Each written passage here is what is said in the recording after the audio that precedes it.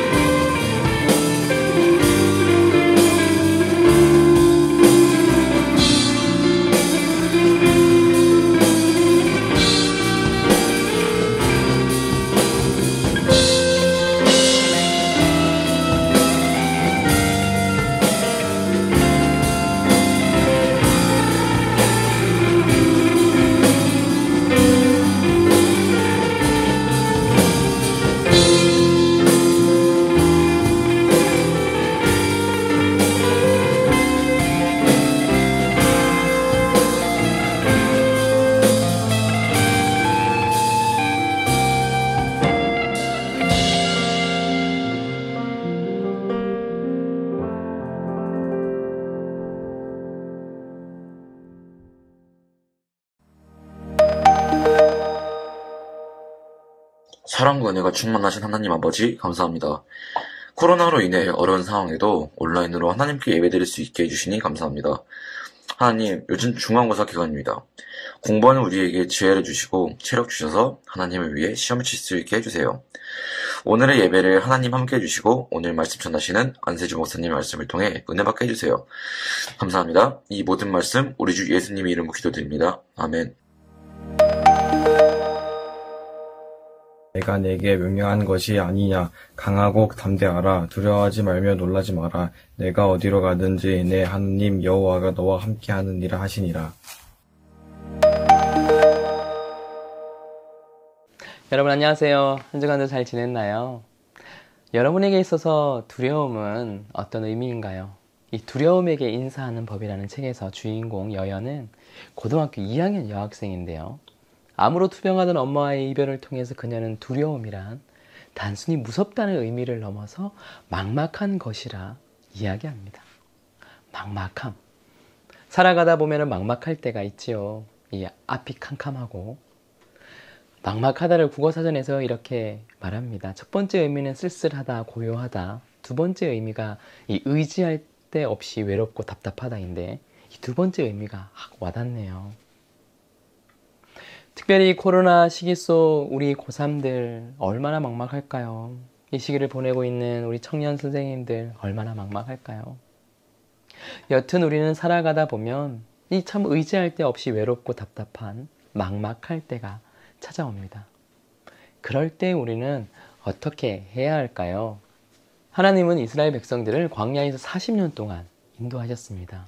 이제 약속의 땅을 남겨두고 있는 이스라엘 백성들. 그런데 그들은 그동안 이스라엘의 탁월한 리더였던 모세가 하나님의 부르심을 바로 그때 받게 됩니다. 죽게 되지요. 이스라엘 백성들에게는 이제 그들을 이끌어줄 새로운 리더가 필요했습니다. 그리고 하나님은 그들의 새로운 리더로 여호수아를 세우십니다. 새로운 리더가 된 여호수아, 그도 사실은 막막했지요. 그가 두려워하고 막막했던 것은 무엇이었을까요? 1절 말씀입니다. 같이 한번 읽어볼까요?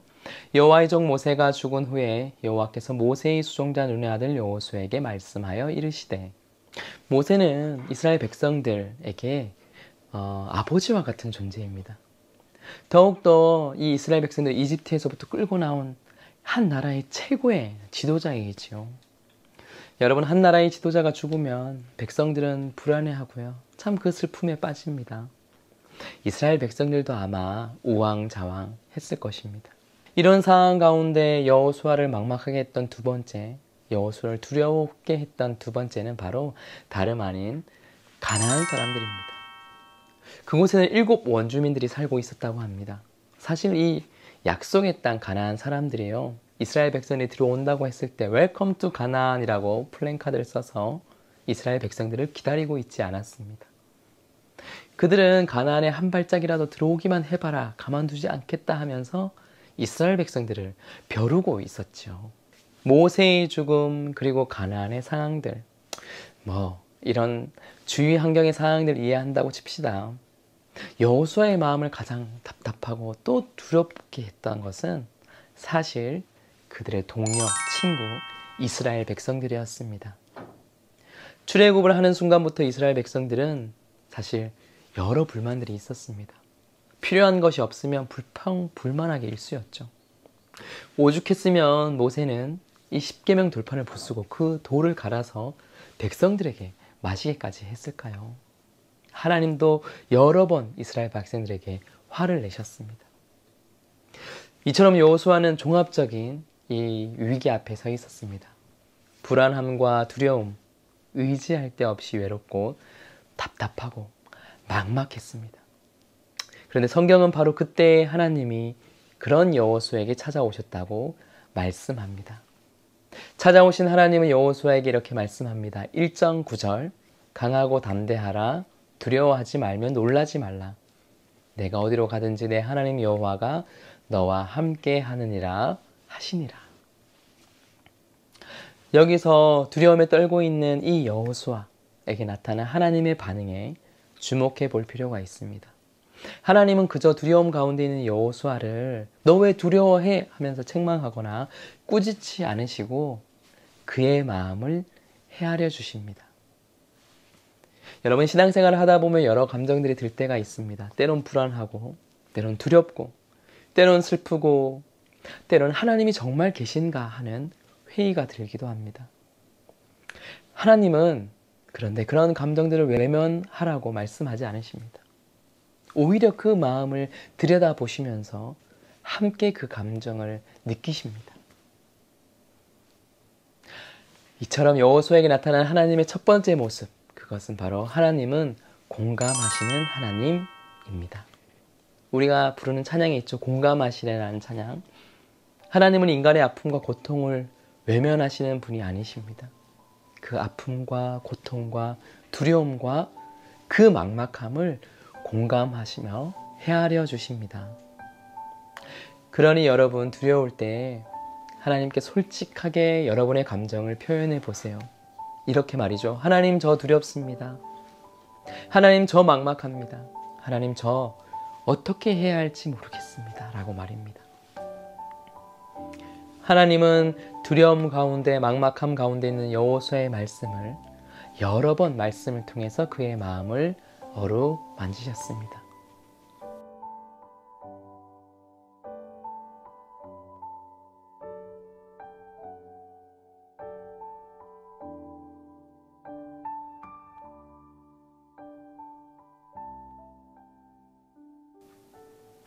두 번째로 하나님은 이 두려움 가운데 있는 여호수아에게 찾아오셔서 말씀하시는데 그 말씀은 다름 아닌 용기를 내라는 말씀입니다. 근데 그 용기는 바로 하나님이 함께 하심을 믿는 것이라고 말씀합니다.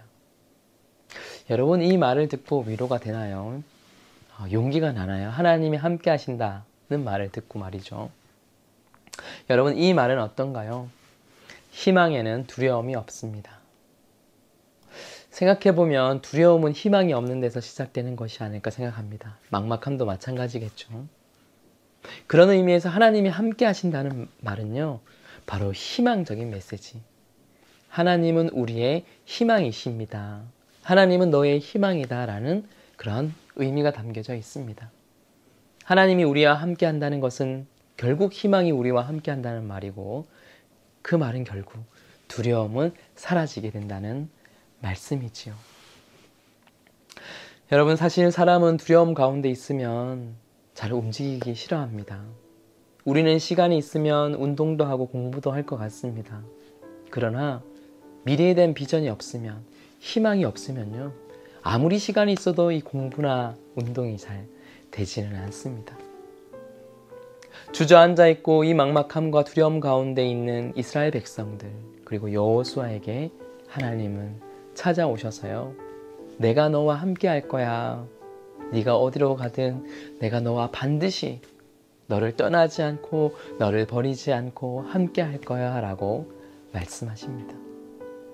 그 말은 하나님과 함께 할 때 희망이 함께 한다는 말이지요. 한번 같이 따라해 봅시다. 희망에는 두려움이 없습니다. 희망에는 두려움이 없습니다. 여호수아의 세 가지 두려움을 기억하며 그에게 나타난 하나님의 모습을 생각하며 여러분 가운데 있는 그 모든 두려움의 감정, 또 막막함의 감정, 불안한 감정을 솔직하게 하나님께 다 털어놓고 고백해 보세요. 여러분에게 찾아오셔서 여러분의 감정을 공감하시고 헤아려 주시고 어루만지시는 그 하나님의 말씀, 그리고 여러분 귀에 속삭이는 그 하나님의 말씀을 귀 기울여 보세요. 내가 너와 함께 할 거야. 이 말씀을 믿으면서 살아가는 우리 동숭의 모든 청소년부 교사들, 학생들 다 될 수 있기를 바랍니다. 기도하겠습니다.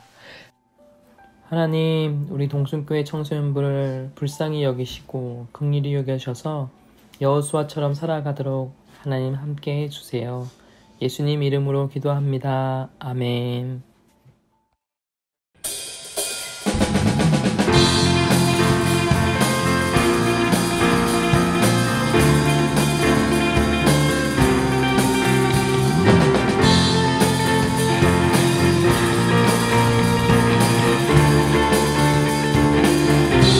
노래하네.